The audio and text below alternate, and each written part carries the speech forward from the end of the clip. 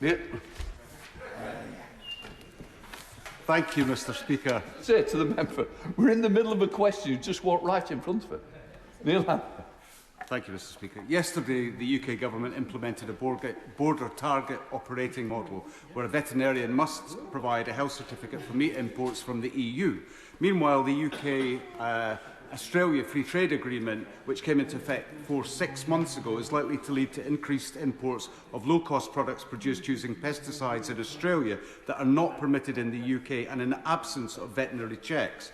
According to the RSPCA, Australia's lower animal welfare standards in many sectors such as eggs, pig meat production and chicken. Does the Minister or the Secretary of State accept that this asymmetry on standards of animal welfare is incoherent and poses a significant risk of contaminating the food chain with banned pesticides? Well, the honourable gentleman mixes two issues. First, he mentions Australia, and specifically he mentioned eggs. If you actually looked at the agreement with Australia, he'll see that eggs are excluded because pork, poultry and eggs were excluded from our agreement with Australia. He also sort of mixed that with the issue of food standards in terms of imports from Europe. And of course, if we did what his party would advocate and was still in the EU, there'd be no checks at all. MP, spokesman Stephen Bonner. Very much, Mr. Speaker. The UK ended the year as the only rich nation with over 10% food price inflation, and still families face persistent price increases on their food shopping. Now Brexit red tape on European food imports poses further risk of rising inflation of prices such as bread, milk and even baby formula. So will the Secretary of State, I'll ask again, commit to implementing food price controls if further Brexit red tape leads to food price hikes that are being anticipated? Yeah.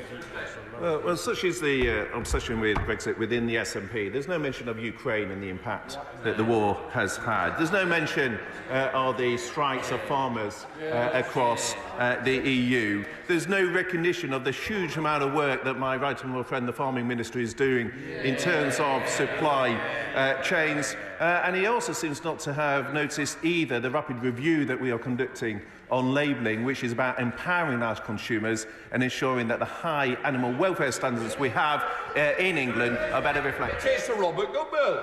Tricia Gibson. Mr. Speaker, as food price inflation remains twice as high as general inflation in the UK, the Energy and Climate Intelligence Unit warns that food price inflation could rise even higher next year.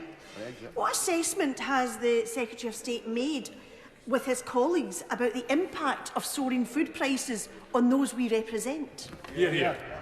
Well, of course, we continue to monitor food price inflation and do work with the sector to reduce that as much as possible. We cooperate with not only farmers, processors and retailers, but all of those involved in the sector to try and make sure that we provide for our constituents a reasonably priced food basket. The good news is that our food basket in the UK actually is lower than it is in many parts of the European Union.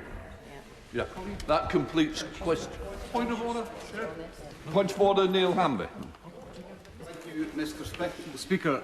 In response to question 1, the Secretary of State attributed another party's position on Europe to my party. The Alba Party's position on Europe is EFTA, which maintains sovereignty over fisheries and farming. I would be grateful if the Secretary of State would correct the record. Such is the confusion within the SNP. I hope the House forgives me for the mistake that I recognise he has changed his party and now is a member of ALBA. I'm happy to correct the record.